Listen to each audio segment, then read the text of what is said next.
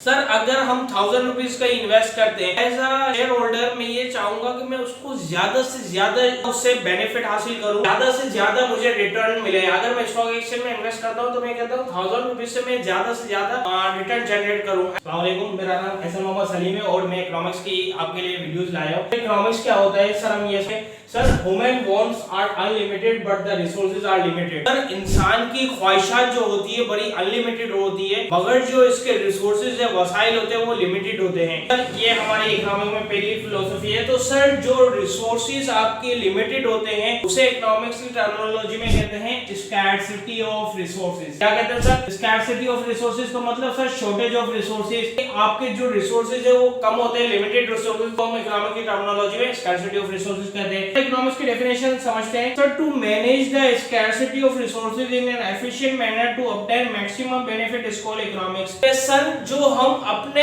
Available resources है, यानी scarcity of resources है या लिमिटेड रिसोर्सेज है, इसको किस तरीके से यूटिलाइज करते हैं, तो सर ये जो चीजें होती है ये हमारी इकोनॉमिक्स होती है। सर अगर हम 1000 रुपीज का इन्वेस्ट करते हैं एज अ शेयर होल्डर, मैं ये चाहूंगा कि मैं उसको ज्यादा से ज्यादा उससे बेनिफिट हासिल करूं, ज्यादा से ज्यादा मुझे रिटर्न मिले। अगर मैं स्टॉक एक्सचेंज में इन्वेस्ट करता हूं तो मैं कहता हूं 1000 रुपीज से मैं ज्यादा रिटर्न जनरेट करूं। एज अ बिजनेसमैन अगर मैं कोई इन्वेस्टमेंट करूंगा तो मैं चाहूंगा कि मैं अपनी रिसोर्सेज को कम, बेनिफिट ज्यादा से ज्यादा हो। तो सर हम जो डेली रूटीन में कर रहे होते हैं ये तमाम चीजें इकोनॉमिक्स है। सर आपके रिसोर्सेज, लिमिटेड रिसोर्सेज को मैक्सिमम बेनिफिट में हासिल करना, ये सर हमारा कहलाता है इन शॉर्ट इकोनॉमिक्स। सर मुझे उम्मीद है ये आपको चीज क्लियर भी होगी।